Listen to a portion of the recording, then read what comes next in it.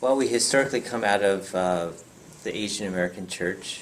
We were planted by an Asian American church, which historically was Japanese American. But I'm third generation, and so I think both the possibility and the vision for the kind of congregation that we could become look more ethnically diverse than that. And then I think in my reading of scripture over the years too, there's something about the socioeconomic diversity that I think comes along with wanting to be a just community.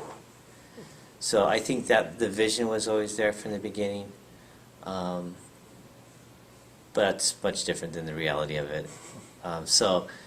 But I think it's always been there for us, and we've always kind of kept it in front of us. And so we've wrestled with it over the years.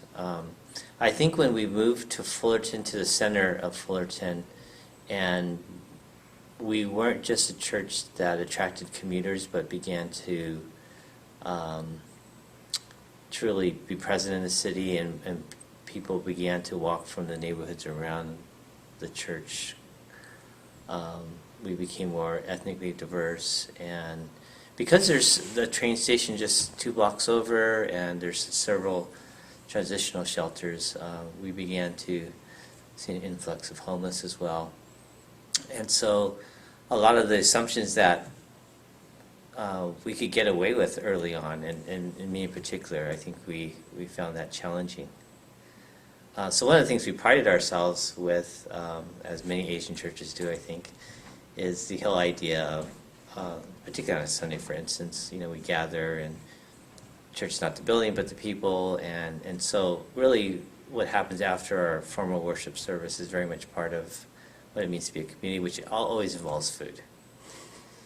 And because we don't own our own place, a lot of times we assumed we would go out for lunch. So one of the things that we had to change in our thinking was, well, not everyone can do that. That's an assumption that we made because of the kind of, middle class, upper middle class, educated, wealthy kind of members that we initially started out with. And so we could not make that